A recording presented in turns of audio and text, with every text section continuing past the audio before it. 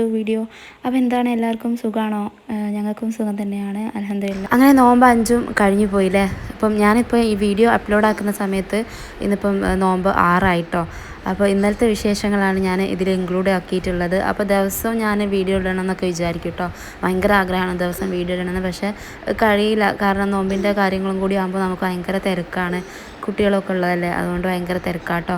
അപ്പം കഴിയുന്ന പോലൊക്കെ ഞാൻ വീഡിയോസ് ഇടാറുണ്ട്. അപ്പോൾ എല്ലാവരും കണ്ടിട്ട് സപ്പോർട്ട് ചെയ്യുക. അങ്ങനെ നിങ്ങളെ സപ്പോർട്ട് ഉണ്ടെങ്കിൽ മാത്രമേ ഇനിയും വീഡിയോസ് ഇടാനുള്ളൊരു മനസ്സെനിക്ക് ഉണ്ടാവുള്ളൂ കേട്ടോ.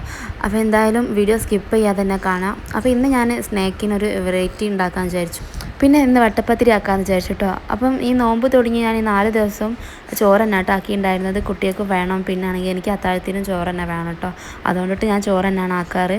അപ്പോൾ ഇന്ന് വട്ടപ്പത്തിരി ആക്കാമെന്ന് വിചാരിച്ചു. അതിന് വേണ്ടി ഞാൻ വെള്ളം തിളയ്ക്കാൻ വെച്ചിട്ടുണ്ട്. ആവശ്യത്തിന് ഉപ്പ് ഇട്ട് കൊടുത്തിട്ടുണ്ട് കേട്ടോ. പിന്നെ നമ്മൾ സ്നാക്ക് ഉണ്ടാക്കാനായിട്ട് ഉരുളക്കിഴങ്ങ് ഒന്ന് ചോപ്പ് ചെയ്തെടുക്കുകയാണ്. നമുക്ക് വളരെ എളുപ്പത്തിൽ തയ്യാറാക്കുന്ന ഒരു സ്നാക്കാണിത്. ഉരുളക്കിഴങ്ങും പിന്നെ ഉള്ളിയാണ് കേട്ടോ ഇതിന് കാര്യമായിട്ട് ആവശ്യമുള്ള ഇൻഗ്രീഡിയൻസ്. പിന്നെ പൊടികളൊക്കെ ആവശ്യമുണ്ട്. പിന്നെ മുട്ടയും ചിക്കനൊന്നും ഇതിന് ആവശ്യമില്ല കേട്ടോ. അപ്പോൾ അതുകൊണ്ട് നമുക്കത് പെട്ടെന്ന് തയ്യാറാക്കിയെടുക്കാം. എന്നിട്ട് ഞാൻ ഇങ്ങനെ ചോപ്പ് ചെയ്തെടുത്തിട്ടുണ്ട്. അതിനുശേഷം വെള്ളത്തിൽ നന്നായി കഴുകിയെടുക്കുക. നല്ല വൃത്തിക്ക് തന്നെ കഴുകിയെടുക്കാൻ ശ്രദ്ധിക്കുക കേട്ടോ. അപ്പോൾ അതിൻ്റെ കൈ കണ്ടോ, ഇടയ്ക്കിടയ്ക്ക് കിട്ടുന്ന പണിയാട്ടത്. കൈ പൊള്ളിയതാണ്.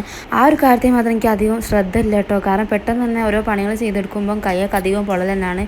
വെറും കയ്യിലൊക്കെ ഓരോ അടയാളങ്ങളൊക്കെ നിങ്ങൾക്ക് വീഡിയോസിൽ തന്നെ കാണാൻ പറ്റും കേട്ടോ. അപ്പോൾ ഞാനിവിടെ 2 മീഡിയം സൈസ് ഉരുളക്കിഴങ്ങും ഒരു ഉള്ളിയും മാത്രമേ എടുത്തിട്ടുള്ളൂ കേട്ടോ. അപ്പോൾ ഇന്ന് വളരെയധികം സ്നാക്ക് കുറച്ച് ഉണ്ടാക്കാമെന്ന് വിചാരിച്ചിട്ടാട്ടോ. അധിക ദിവസങ്ങളിൽ നമുക്ക് ഫുഡ് ബാക്കിയാവാറാണ്.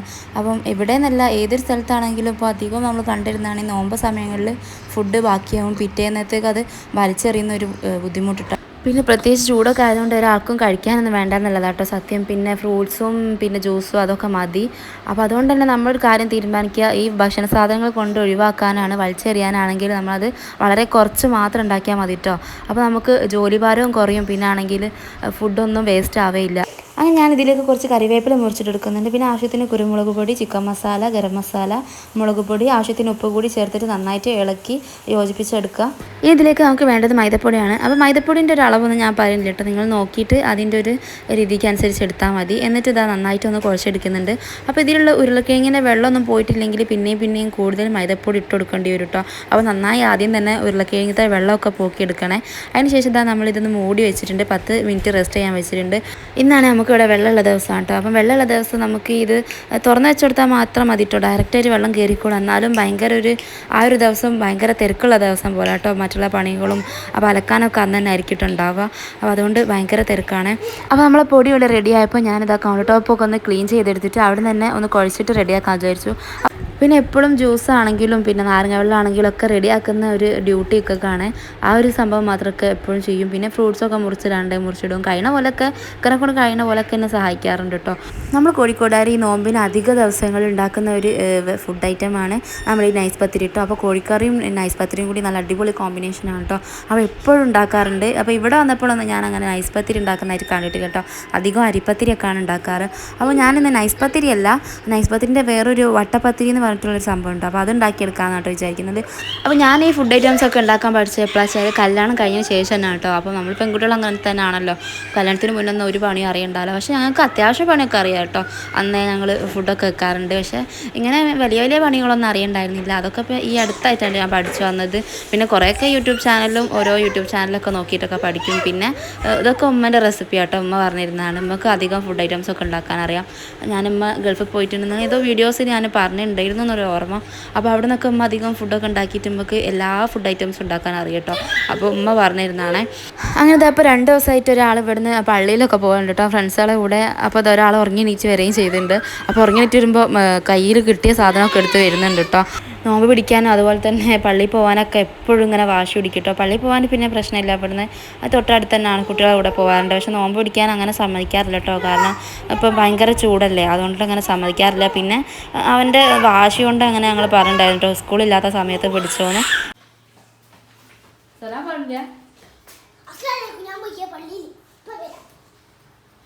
അപ്പോൾ ഇവൻ എണീറ്റ് വന്നാലാണെങ്കിൽ പിന്നെ പറയാൻ വേണം കേട്ടോ. പിന്നെ ഒരു പണി നടക്കില്ല, ഒന്നിനും സമ്മതിക്കില്ല കേട്ടോ. എപ്പോഴും കരഞ്ഞു കൊണ്ട് തന്നെ അങ്ങനെ ഇരിക്കും. അതൊക്കെ ജെംസ് ഉണ്ടാകുന്നപ്പോൾ അത് എടുത്ത് കൈ കൊടുത്തിട്ട് അങ്ങനെ അവിടെ ഓരോന്നൊക്കെ പറഞ്ഞ് എങ്ങനെ എൻ്റർടൈൻ ചെയ്യിച്ച് അവിടെ കുതിരിപ്പിച്ച് കേട്ടോ.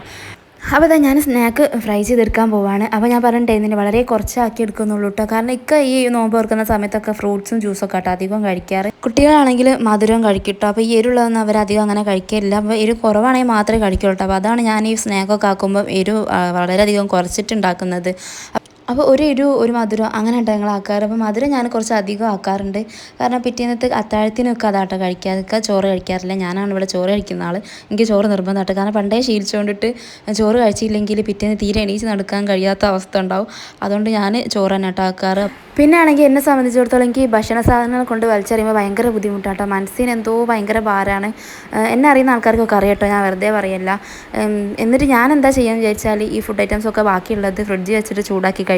എനിക്കും കുട്ടികൾക്കും കൊടുക്കാൻ എനിക്ക് തോന്നുന്നു കേട്ടോ. കാരണം എന്തായാലും നമ്മൾ തലേന്നത്തുള്ള ഭക്ഷണമല്ല. പക്ഷെ ഞാനത് കഴിക്കും കേട്ടോ. ഞാൻ കൊണ്ടേ വലിച്ചെറിയാൻ ശ്രമിക്കാറില്ല. അതുകൊണ്ട് തന്നെ ചില സമയങ്ങളിലൊക്കെ പറയും കേട്ടോ, ഒക്കെ അറിയും ഞാൻ എന്തായാലും കഴിക്കുന്നുള്ളത്. അപ്പോൾ പറയാതെ കഴിക്കേണ്ട കൊണ്ടേ വലിച്ചെറിഞ്ഞ ആൾ പറയും കേട്ടോ ഒക്കെ. പക്ഷേ ഞാൻ എന്താക്കും, ആദ്യമൊക്കെ ഞാൻ ആയിക്കോട്ടെ എന്നൊക്കെ പറയും. പക്ഷെ ഒക്കെ പോയാൽ ഞാൻ കാണാണ്ട് എടുത്ത് കഴിക്കുന്ന ഒരു ടെൻഡൻസി ഒക്കെ ഉണ്ട് കേട്ടോ എനിക്ക്. പക്ഷേ കാരണം വേറെ ഒന്നല്ല കേട്ടോ, വേറെ ഫുഡ് കിട്ടാനിട്ടോ അങ്ങനെയുള്ള സംഭവങ്ങളൊന്നുമല്ല.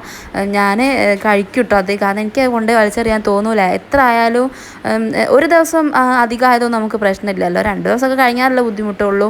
അപ്പോൾ നമ്മൾ കൊണ്ടേ വലിച്ചെറിയാണ്ട് നമുക്ക് വേറൊരു ചാൻസ് ഇല്ല. പക്ഷേ ഒരു ദിവസം ആയതൊക്കെ ആണെങ്കിലൊക്കെ ഞാൻ ചൂടാക്കി കഴിക്കാറാണ് ചെയ്യുന്നത്. അതൊന്നും പറയാൻ നമ്മൾ പ്രത്യേകിച്ച് മടിക്കേണ്ട ആവശ്യമൊന്നുമില്ല കേട്ടോ. കാരണം ഫുഡ് ഐറ്റംസ് അല്ലേ, എന്തിനാ അങ്ങനെ കൊണ്ട് വലിച്ചെറിയുന്നത്? അതൊന്നും കിട്ടാത്ത എത്ര ആൾക്കാരുണ്ടാവില്ലേ. ആ ഒരു കാര്യം മാത്രം ചിന്തിച്ചാൽ വന്നിട്ടാണ് നമുക്ക് പിന്നെ ഫുഡ് വേസ്റ്റ് ആക്കാൻ തോന്നില്ല. അതുപോലെ തന്നെ നമ്മൾ വെള്ളം എടുക്കുമ്പോൾ ശ്രദ്ധിക്കുക. പ്രത്യേകിച്ച് ഈ വേനൽക്കാലത്ത് വെള്ളത്തിന് വളരെയധികം ബുദ്ധിമുട്ടാട്ടോ. അപ്പോൾ ഞങ്ങൾക്ക് തന്നെ ഇവിടെ ഈ ഒരു ദിവസം ഇടവിട്ടിട്ട് വെള്ളം കിട്ടുന്നത്.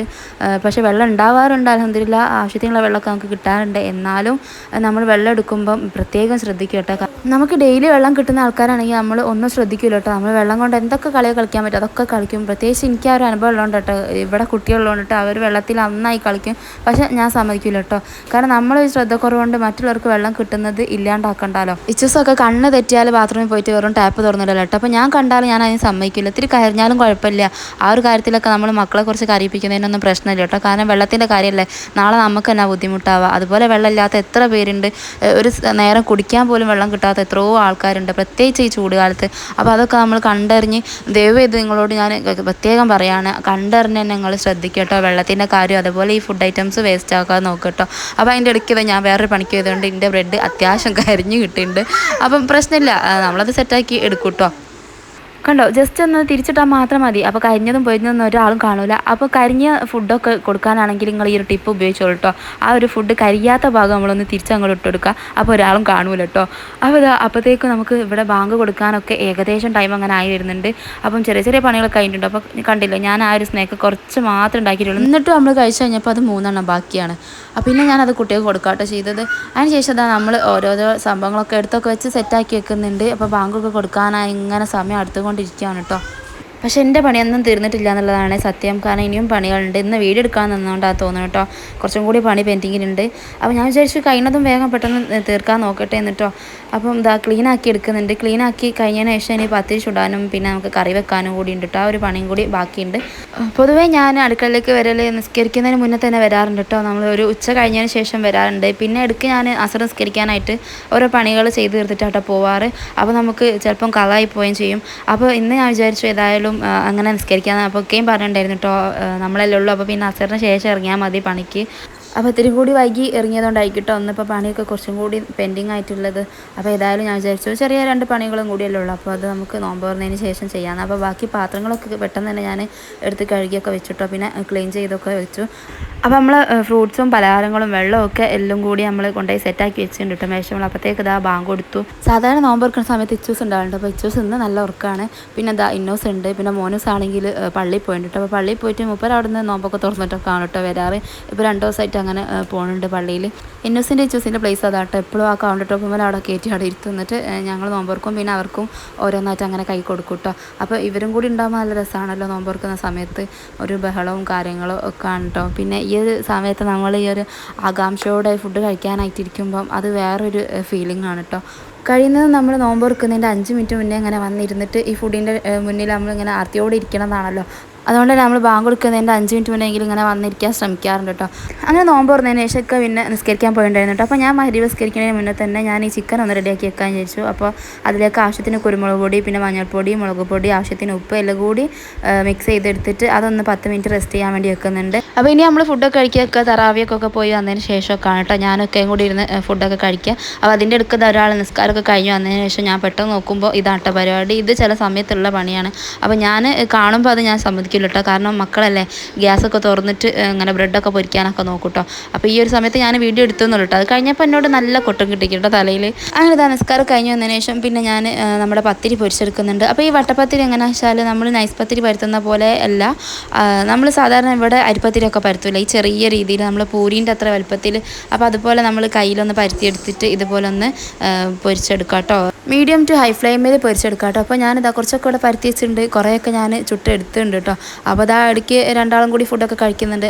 അപ്പോഴത്തേക്ക് ഇച്ചൂസും എണീച്ച് വന്നിട്ടുണ്ടായിരുന്നു കേട്ടോ. അപ്പോൾ ഇനി ഈ കറിയിലേക്കുള്ള റെസിപ്പി എങ്ങനെയാണെന്നുള്ള പറഞ്ഞുതരാം. അപ്പോൾ ഇത് അധികം ആൾക്കാർക്ക് അറിയാണ്ടാവും, എന്നാലും അറിയാത്ത ആൾക്ക് വേണ്ടിയിട്ട് ഞാനൊന്ന് ഷെയർ ചെയ്യണേ. ഒരു ചട്ടിയിലേക്ക് കുറച്ച് ഓയിൽ ഒഴിച്ച് കൊടുക്കുക. അതിലേക്ക് ഗ്രാമ്പൂ, പട്ട, പിന്നെ കുറച്ച് ഉള്ളി, പച്ചമുളക്, വെളുത്തുള്ളി, ഇഞ്ചി പേസ്റ്റ് ഇതെല്ലാം കൂടി മിക്സ് ആക്കി എടുക്കുക. അപ്പോൾ അതിൻ്റെ ഇടയ്ക്ക് ഇതാ നമ്മൾ ട്രെൻഡിങ് ആയിട്ടുള്ള സംഭവം ഇറങ്ങിയിട്ടില്ല ഇപ്പം, തേങ്ങ എന്നൊക്കെ പറഞ്ഞിട്ട് അത് 3 ആളും കൂടിയും പ്രാക്ടീസ് ചെയ്യാണ് കേട്ടോ.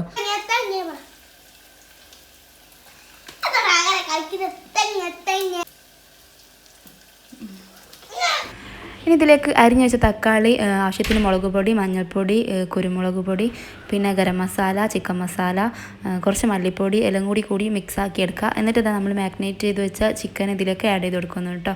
എന്നിട്ട് അത് നന്നായിട്ടൊന്ന് മിക്സാക്കി കുറുക്കിയെടുക്കുക. ആവശ്യത്തിന് വെള്ളം കൂടി ചേർത്തിട്ട് അതൊന്ന് അടച്ച് വെക്കുക. അതിനുശേഷം ഞാനൊന്ന് തിളച്ചതിന് ശേഷം കുറച്ച് തേങ്ങാപ്പാൽ ആഡ് ചെയ്തെടുക്കുന്നുണ്ട്. അപ്പോൾ ഇത് സ്കിപ്പ് ചെയ്യട്ടോ. ഈ റെസിപ്പിക്ക് നമുക്ക് തേങ്ങാപ്പാൽ ആവശ്യമില്ല. പിന്നെ ഞാനത് പത്തിരിക്ക് വേണ്ടി റെഡിയാക്കി എടുത്തപ്പോൾ അന്ന് ഫ്ലേവറിന് വേണ്ടി കുറച്ച് ചേർത്ത് കൊടുക്കുകയാണ്.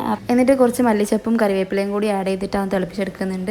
ഇനി തേങ്ങാപ്പാലൊക്കെ വേണ്ടിയിട്ട് കുറച്ച് നെയ്യിൽ നമ്മൾ കുറച്ച് ചെറിയുള്ളി ആഡ് ചെയ്ത് കൊടുത്തിട്ട് അതൊന്ന് തോമിച്ചെടുത്തിട്ട് ഇതാ മിക്സാക്കി കൊടുത്തിട്ട് നമ്മൾ പത്തിരിയിലേക്ക് ഒഴിച്ചു കൊടുക്കുകയാണ് ചെയ്യുന്നത്. അപ്പോൾ ഈ ഒരു തേങ്ങാപ്പാലും പത്തിരിയും പിന്നെ ഈ ഒരു ചിക്കൻ കറിയും കൂടി വന്നാൽ നല്ല അടിപൊളി കോമ്പിനേഷനാണ്.